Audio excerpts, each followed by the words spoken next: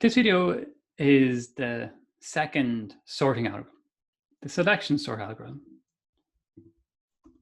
Once again, we've done bubble sort and now we're on selection sort, and they group together very nicely. They're quite similar. And then the divide and conquer algorithms are the merge sort and quick sort. So what is selection sort? It's exactly what it sounds like. Select the smallest, put it to the front. Yeah? So here we have our list of numbers, 5, 3, 2, 4, 1. And it goes on and goes, okay, what's the smallest number? 1. Put it to the front. Whereas ever at the front, put it where the 1 was. Yeah. And then it knows that 1 is in the right place. So it goes, what's the next smallest number? Blah, blah, blah. 2. Finds no number 2, checks if anything's smaller, and then puts it at the second position. Yeah. And switches them. So how does this work? What it does is it says it assumes initially that the smallest number is in the first place. The minimum number is actually there. So it initially assumes 5 is the smallest number. Then it goes, okay, is 5 smaller than the number beside it? Yes. No, so make the number beside it now the smallest number, the minimum, the count of it. Then it goes, okay, what's the next number? Is that smaller than what my minimum is? If it is, then change the index of my minimum and then change again. And it keeps on doing that. And at the very end, it goes, okay, get me the index of the minimum and put it into A0 and switch. So here we go, is 3 greater than 5? Yes.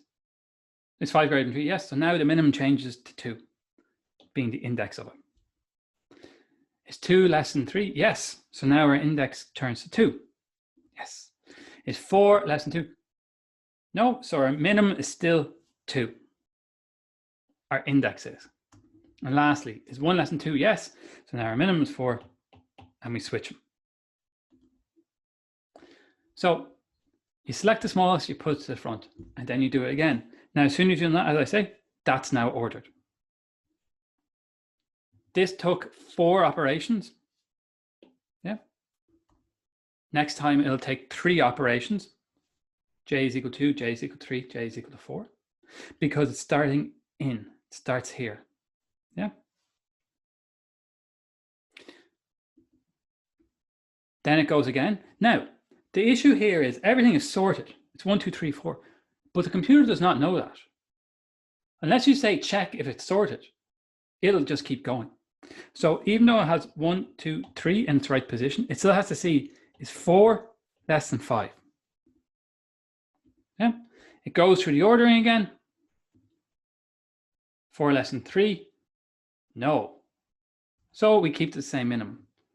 5 less than 3. No. So 3 stays where it is. Yeah. Does it again for that. And now everything is ordered. So what we have is, once again, we have a for loop that goes, okay, that's the position you're placing it. Position 0, 1, 2, 3, 4. And that's your comparison. So what is the order of the selection sort? Let's think of this one. You have a list of 6 numbers, not 5, 6. What it has to do is, it says, is the first number the largest? And checks out every single other one. So that means the first one with the second.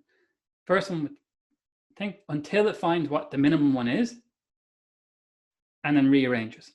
Then moves forward, does it again.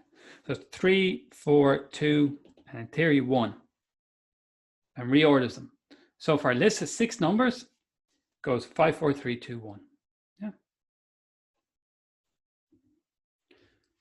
Just like in the bubble sort, how do we think it through? Our first loop is of order A. Our second loop is of order n minus 1, because it's half. Every time you do it, it kind of halves the way through. You'll have to, yeah. So what we have here is a total order of n squared minus n, which is approximately n squared. This also works for letters, very simply. All it does is it says, okay, let's find sorting. Is S earlier in the alphabet than O? No, so that's O the minimum. Is O less than R? Yes. Is O less than T? Yes. Is O less than I? No. Is I less than N? No. Is G less than N? No. So I now switch with S and does it again, does it again, does it again, does it again. These are quite time consuming to write out, but we're going to do some of these in class and hopefully it'll kind of get thing. I know how to sort a list on paper very quickly. Oh, that letter goes there, that letter goes there. But what operations are you doing? And that's what this algorithm is. Breaking it down to its fundamental forms. Comparing two numbers, which is larger, put it to the end, which is smaller, put it forward. And the next two lectures, we'll talk about the divide and conquer, which is a way of separating a list or list of numbers into smaller parts to break it down. And they are the kind of algorithms that are used right now. The quicksort algorithm is the one that's probably used the most in the world. It's the most important of the sorting algorithms. So